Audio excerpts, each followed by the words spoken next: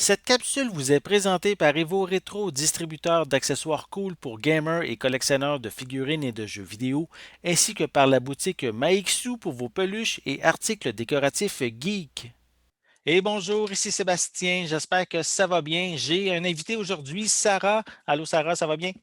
Oui, très bien, toi. Oui, on va jaser d'un nouveau titre de Criterion, soit le titre qui s'appelle Visions of Eight, qui est en lien avec les Jeux olympiques, je crois, de 1972 à Munich.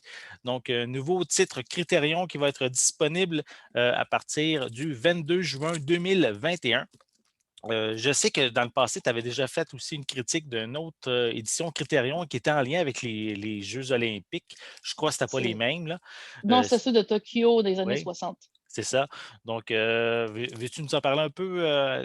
Qu'est-ce que c'est exactement ce nouveau? C'est un documentaire, je crois? Oui, c'est ça. C'est en Oui. fait 8 documentaires faits 8. pendant les Jeux olympiques de Munich. Et pour ce faire, au lieu de faire appel à des documentaristes, ils ont demandé à des cinéastes de films de fiction. Donc, on parle de Claude Lelouch, on parle de Miloš Forman, on parle de Arthur Penn et 5 autres. Donc, c'est ça. Sauf qu'évidemment, comme on sait, les Jeux de 72 ont été plutôt scrappés par des attentats Oui, terroristes assez mouvementé, disons. et assez mouvementé. Donc, c'est certain que ça a une empreinte sur le résultat final des 8 films, Mhm. mais il en reste pas moins que c'est quand même un documentaire sur la préparation des athlètes, sur les activités. Ça se penche sur des activités précises. Il y en a un qui suit un marathonien, il y en a un autre qui suit décathlon. Tu sais, c'est pas comme un aperçu global des Jeux de 72, c'est plus aller voir du côté de l'humain, des personnes précises. Un peu finalement comme il avait été fait à Tokyo au Japon. Oui. Sauf que celui-là, c'est pas la même approche du fait que c'est 8 cinéastes et c'est pas fait par le gouvernement allemand ou peu importe. Là, Mhm. c'est... Donc, Donc, il doit y avoir justement, ça le dit, 8 visions, donc 8 manières aussi de présenter les athlètes, l'univers aussi des Jeux olympiques de Munich aussi. Donc, c'est intéressant de voir justement, je dirais, la manière que chaque réalisateur perçoit justement ces Jeux olympiques-là. et je pense aussi le fait que c'est des cinéastes de films de fiction, c'est Mhm. pas la même approche que quand tu fais des documentaires. Donc, ça donne une autre teinte aussi parce qu'ils vont chercher l'histoire, ils vont chercher, tu sais, ils vont pas mettre le même angle que si c'était leur spécialité, là, mettons. Mhm. Puis, c'est pas, il faut dire aussi que c'est un documentaire qui date de l'époque, donc de 1900. Lui, il était, ben, les Jeux olympiques datent de 72 et ces 8 documentaires-là datent de 1973. Ici, ben, c'est l'édition Blu-ray que j'ai.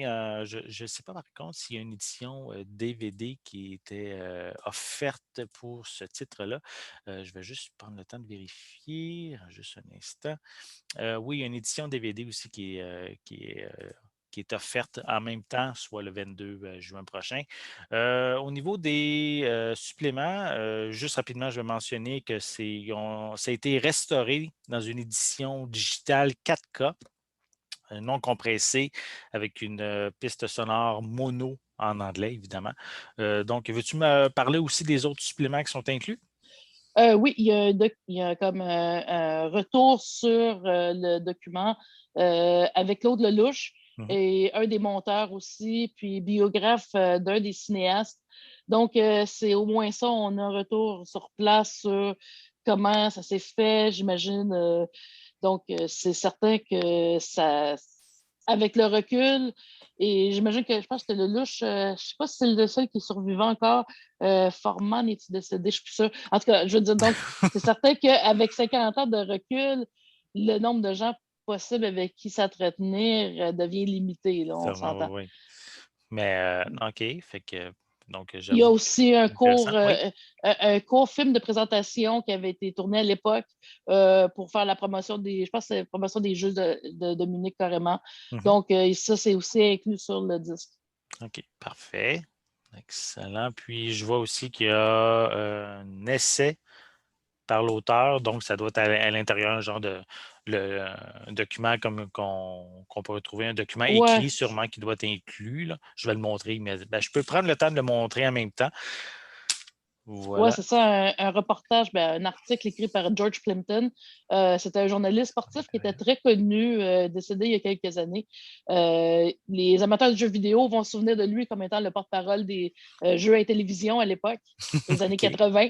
Donc, c'était un journaliste sportif, mais qui avait une belle plume.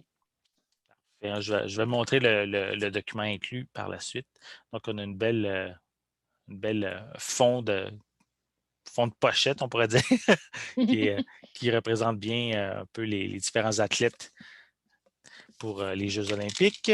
Et je vais montrer, comme je l'ai dit, l'essai qui est inclus dans ce livret qui est quand même assez épais. Là. Donc, ce n'est pas juste une ou deux pages. Là. Il y a 47 pages, donc assez complet. Quelques images aussi qu'on peut retrouver d'époque, évidemment. Je vais voir s'il y a d'autres images.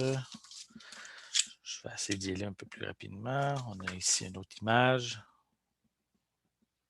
Voilà, je pense que ça a l'air d'être un peu en lien, peut-être les gens qui contestaient peut-être à l'époque, ou je ne sais pas, est-ce que c'est ça qui est mentionné? Non? Parce que oui, il y a eu comme l'attentat, je ne sais pas si ça a un lien avec ça, ou c'est des gens qui peut-être qui essayaient d'encourager C'est peut-être les juste ça aussi, athlètes. en Oui, c'est effet. ça. Hein. Donc, aussi, une belle image.